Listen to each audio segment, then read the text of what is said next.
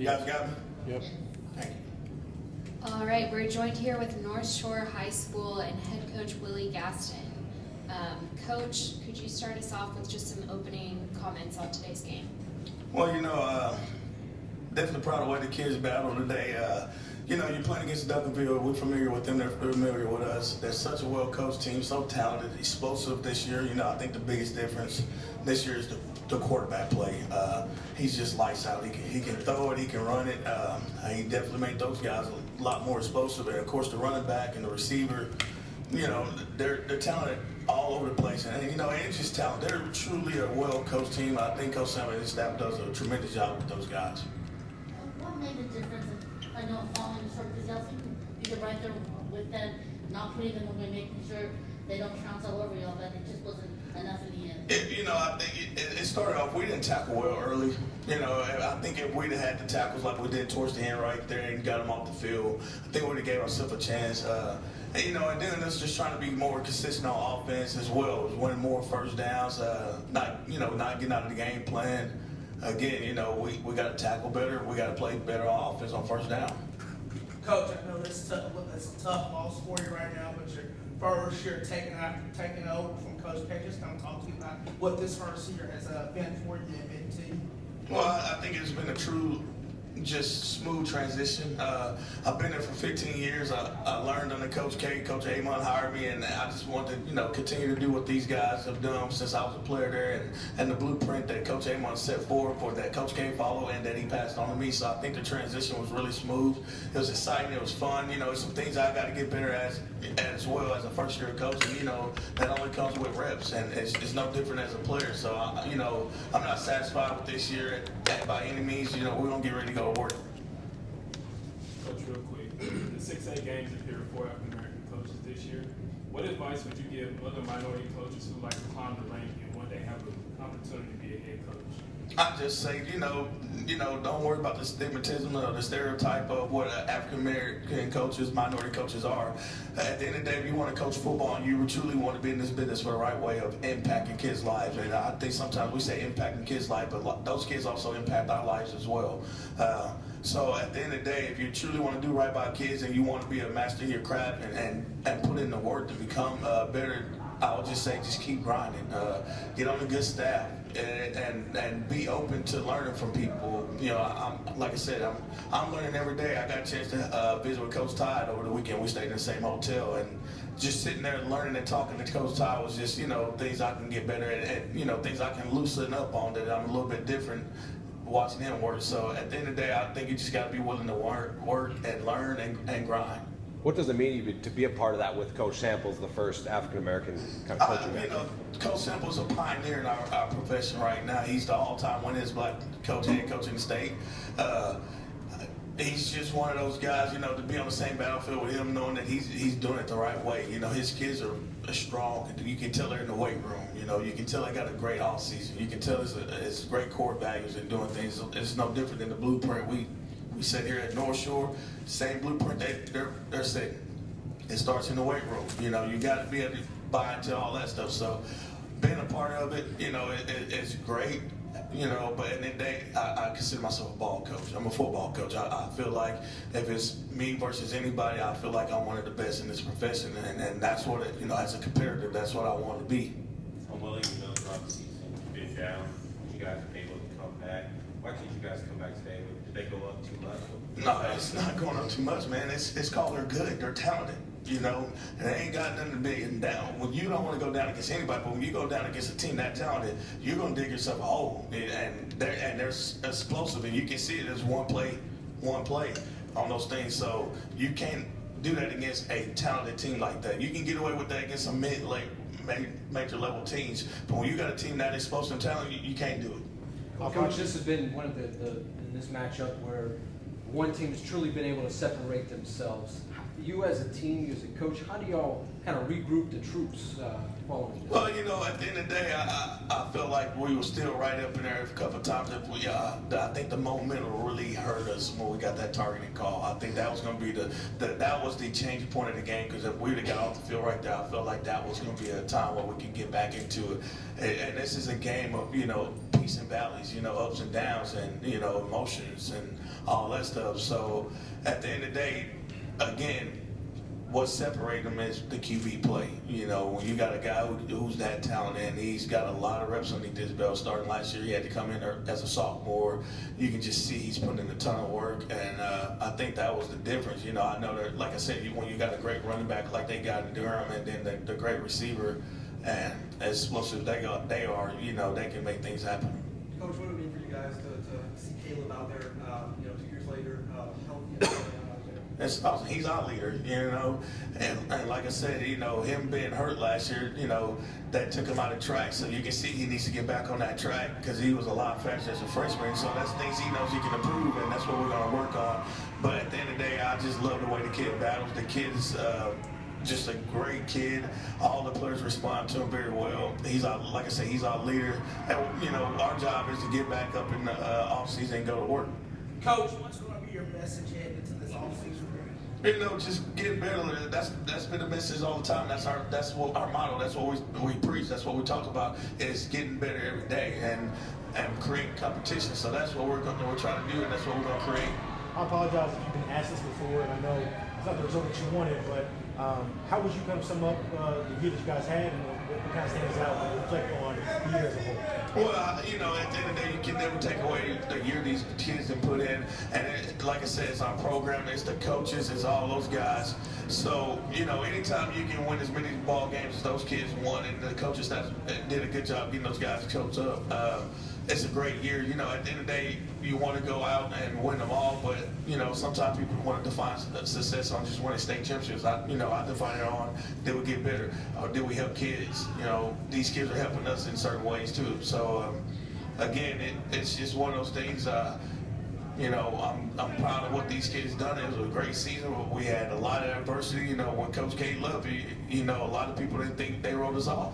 And I'll be quite honest, and that's a slap in our faces because Coach K would be the first one to tell you he didn't call a play last year, offense or defense. All he had to do was call timeouts, and that's, he was a great game manager. So at the end of the day, we still had a lot of those guys that's been heavily involved in what we do day in, day out. And all we was missing is Coach K, who's still my boss to this day because that's how much respect I have for the man.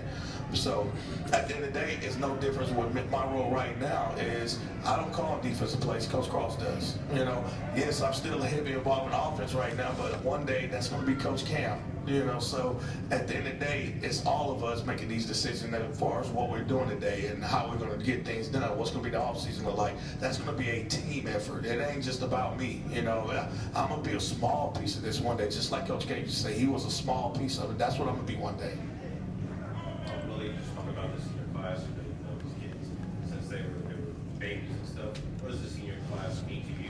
It's special. This is, we all knew about COVID in 2020. That's this COVID class right here. These guys was freshmen and they had adversity from the COVID season, pushing them back as freshmen. These kids are battle tested what they had to do number virtual school, and then we had to bring these guys back in the spring to let them know, hey, if you're gonna play football here, we want you in the classroom here live in person. So I'm just so proud of it. The senior class has been a part of a lot of success right here. When we played and lost in 2020 in the semis, they was part of that because a lot of these kids was practicing that during that time. And again, they became sophomores. They was a part of it when we won it. So at the end of the day, they played a lot of football. I know it's bittersweet right here for them, but at the end of the day, I'm so happy the way they responded. They could have easily, like I said, people wrote us out. They could have easily threw in the towel, but all they did was come to work, and it just shows you who they are. Those seniors from this season, what do you hope they bring on to the next level? Well, next level as far as what our other kids, this senior class was truly amazing. They was truly about playing football and doing it the right way.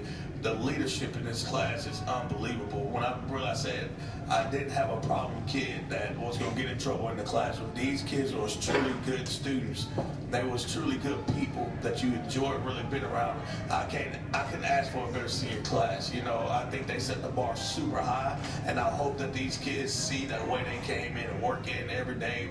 Wasn't no excuses, and they fought to the bitter end. I just can't, be more proud of a group. coach came out from California. Was that Jameson first recruitment rumors? It's the best high school football player in Texas. Well, you know, I think when everybody talk about the best high school football, I think we got to talk about why it's the best. The administration, the resources that these school districts put into. That was separation when we say the best. Is it necessary? What's really the product on the field? Probably yes and no. I think you can toss it up and say that a lot of places play good football, but when we're talking about how independent school districts invest into the football programs at their schools to make sure they understand that athletics is one of the biggest at-risk programs we got in public education. And when you have that, and we got that vertical alignment from the administration, football coaches, and we're trying to impact kids and send kids off to college to become better members of societies, yes, I'm going to say Texas football is the best because all our coaches are going to work inside the school building. They're going to be hired by public education. In California, you don't have to work in the school building to be coaching. So when you have all that and the resources they're going to give you to help these kids be successful, you know, I can coach in a better state. Final question? Why do you love about high school football so much? What do you get? Well, you know, I really truly fell into it by luck, you know, and I say by luck, Coach Amon told me I was going to take the job or else. So it was one of those deals. It was 2008. Like I said, I've been in this 15 years ago. I just got done playing in Baltimore. I was trying to figure out what I was going to do next in life. Had the opportunity to go do the work at Ferguson Pump Supply as a sales rep. Me and my buddy Dylan Lineberry, and we was up there visiting Coach Amon at the school and I was doing rehab treatment because I got hurt and I was banged up, so I was trying to get healthy as well. So he had a job open and I was like, I wasn't really feeling it, to be honest. And, you know, he told me, I think you're going to be a good coach, so you're going to take the job. And it was the best thing that ever happened to me, and I'm still here to this day. Thank you, Coach. Thank you, guys. Y'all have a good one.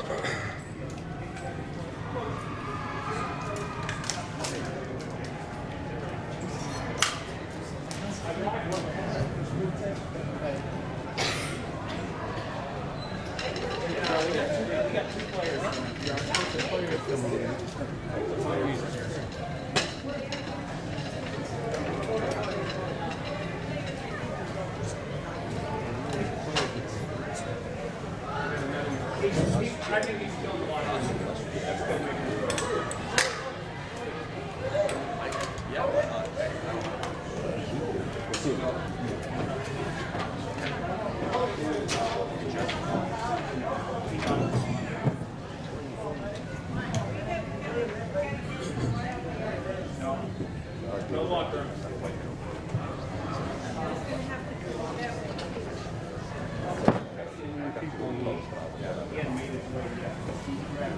It's good now. But it's good now. 28, yeah, he went to the restroom. He's storming back.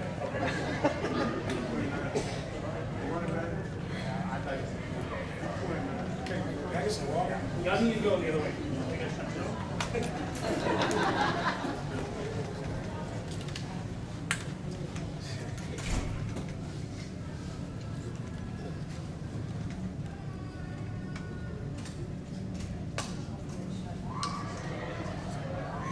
While we have this time, just a reminder that there will not be a press conference after this, so make sure to get all your equipment and everything loaded out.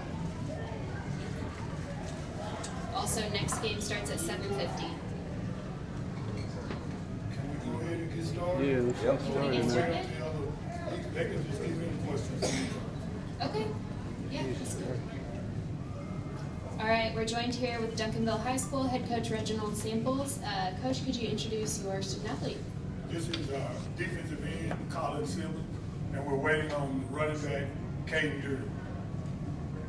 All right, opening statements on tonight's victory. Well, I thought the kids really played well. Really proud of the effort.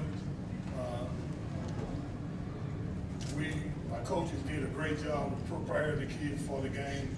And the kids went out and executed. I thought the key to the game was not turning the ball over, and also keeping the penalties down, but that's the half we didn't get done.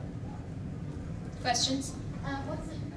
What's the feeling right now, winning back-to-back state titles, and also having that football field named after you at Duncanville High School? I just talked to a school board member that said they love you, they don't want you to ever leave. Well, first of all, back-to-back, I really don't know how it feels. I'm still kind of numb.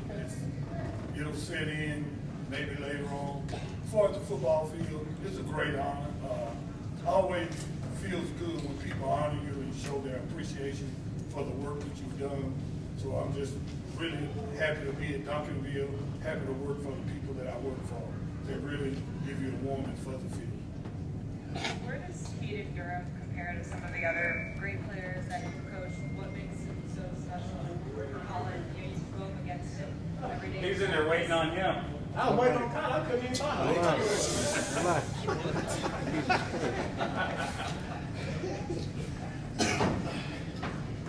We'll start that question over. So, what makes Pete such a special player, and for Colin, who has to face his practice every day, what makes him so tough to tackle? Well, I think something that you guys probably don't realize that Caden is an outstanding person, first of all. He's an outstanding young man. And, with that, I think that the success that he has just kind of bounces off his personality. But as far as the kind of running back, he's one of the best I've coached. Of course, he makes me a good coach, and just proud that he's on my team. Colin is the exact opposite. I mean, he's a great young man, but he wears his feelings on his sleeve, and that's really good too. Well, at times. But the good thing about it is that we have a great relationship. He's been the MVP 2 years in a row. He's played well year in and year out, and sometimes you need both. You need the quiet, silent leader, and then you need the vocal guy that really steps up and gets everybody else going. Hey, what does this mean to you, and what's it mean to get another state title from Coach Samples?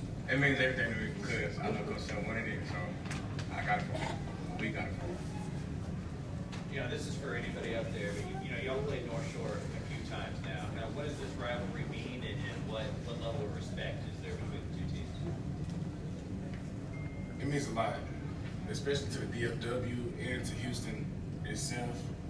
It's probably one of the biggest rivalries in Texas, so it means everything, honestly. Like seeing each other one more time and us getting our get back, it means a lot.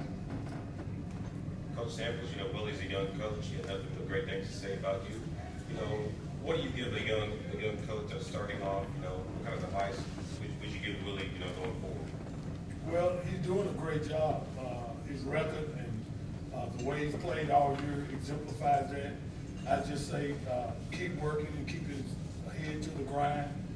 No one can predict when success is going to come. All you can do is just stick to your beliefs and the goals that you have for yourself. And at the end, your hard work will pay off. Coach, along with that first state championship with 2 African-American head coaches, what does that mean to you to be a part of it after all you've accomplished? Well, it means a lot. I think one of the things it addresses a lot of the stereotypes that are out there. We hear it, I get tired of it, frankly, that, we only do well because we have great players. And, we play teams with great players week in and week out, and we've come out on the winning side of it. So I think the record speaks for itself. What you see on the field speaks for itself. And I think that at some point, some of the chatter has to stop. And at some point, they need to just give us credit for being good coaches like everybody else. What advice would you give to other minority coaches who like to climb the rank? Just work hard. Biggest thing about it is these young men, like I said, they're both different. They have different personalities. They have different positives and negatives. And one of the things that I really rest my hat on is having a relationship with these guys so that when we get to those intense moments, I have the ability to kind of put them back on the right track. They're not just players to me. They're like sons.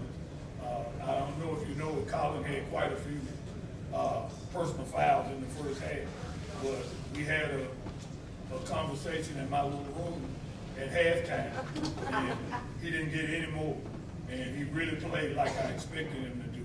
And some of the stuff I had to say to him, he wasn't happy with, but he responded, and that's all it's about, is the fact that we have that mutual respect for each other, that we work for a common goal. Coach and the players, what was the resolve and determination of this team after the loss to Minnesota? Oh, that was everything. I've had this happen several times in my career. People were telling us, that is there anybody that can beat Duncanville? Y'all need to play SMU and that kind of stuff.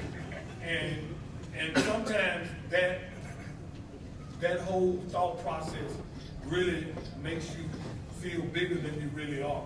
And I think the DeSoto game really put our feet back on the ground and showed us that we're just like anybody else.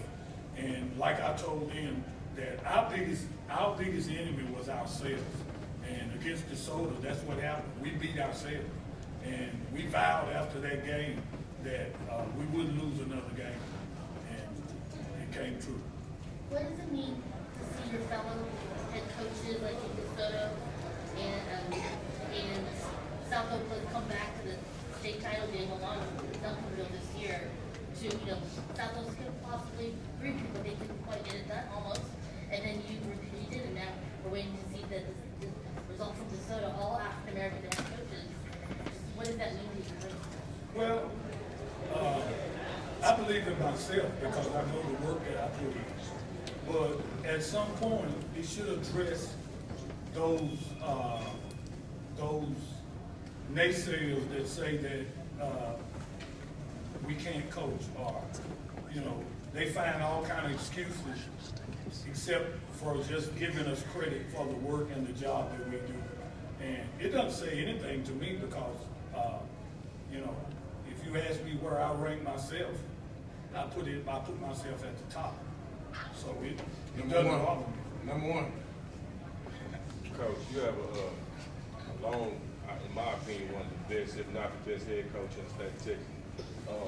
You got 2 in a row now. Does this put energy in the tank, or is this about the beginning of the end? Well, I was thinking about this before the game, and I kind of look back. First of all, I've got about 25 assistant coaches that are head coaches. None of them beat me. Then I've got a bunch of programs. I have a lot of respect for programs like Alito and those kind of places. But when I was at Lincoln, we beat them too. So I'm kind of motivated because I don't want to let North Shore get away with saying they beat me one more time than I beat them. So that's my thought process. I don't know how far it'll go, but it's really in my mind for one more time. So it'll be 3-3, and then I can say nobody. What was some advice, if you had not already, what's some advice you would probably get to Coach Todd from his loss today? I don't have to give Coach Todd any advice. Coach Todd coaches with his heart. He's great, more than anything else. I look at the person, and Coach Todd is a good person. He's a good coach. He has a great relationship with his young men. But just like me, you're not going to win them all. That coach on the other side of the field for Poor Ditches Groves, he's been working hard too. And all I can say to Coach Todd is, if you look at the teams he put on the field, they're going to have to deal with him for years to come. Forgive my ignorance. I came out from California. You don't have anything like you guys out there in California. What does it mean for the community at large to be able to have an event like this kind of waiting for the next game? Well, it means a lot. I think what you realize is it builds a little bit more and more all year long. you know, the support, the enthusiasm behind what we're doing, and it's not surprising to me because, like I said, our community believes in these young men and these programs and these coaches that I work with. Gentlemen, there's a lot of hard work that's required to be as good as you are at this level. How does being able to, again, have this game at the end of the year, kind of waiting for you all, how does that help to motivate you when no one's watching, there's no media, for all the hard work that you guys put in throughout the year?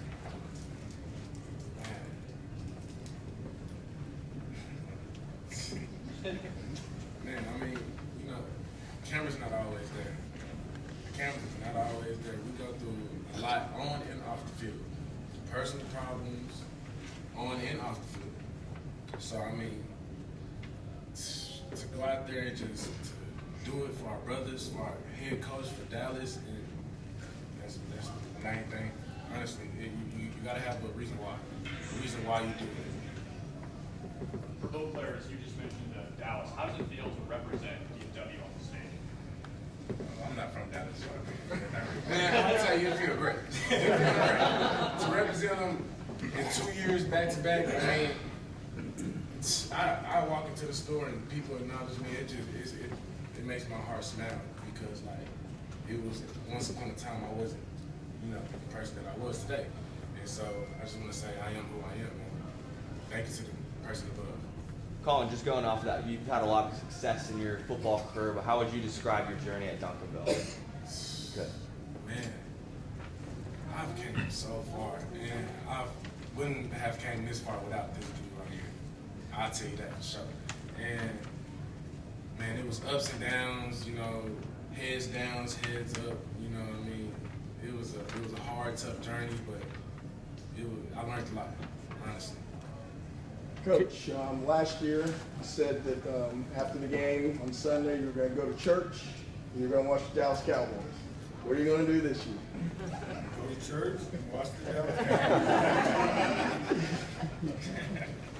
For Keelan Russell, where have you seen his growth at quarterback position this year? Well, Keelan, I can say this.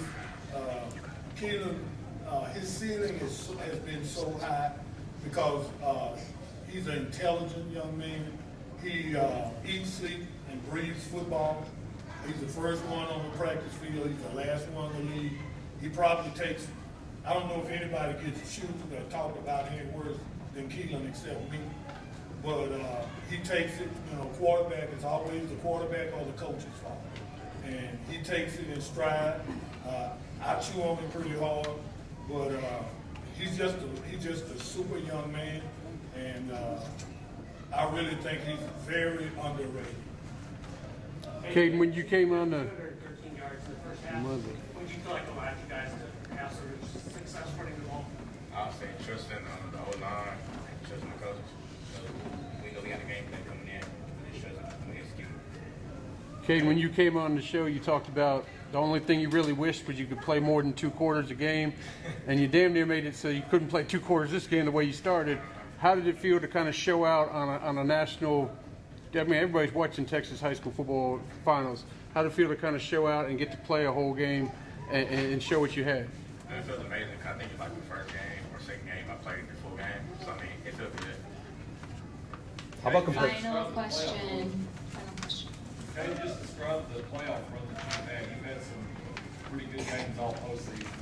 Other than that 5-touchdown game, you worked, good the ball in the end zone a lot. Were you determined going into this game today that not only score but make the statement going to the end zone like you did today? Most definitely. Now they call me playoff CD. Okay, what it is. All right, thank you. Congratulations. Thank you, guys. Appreciate it.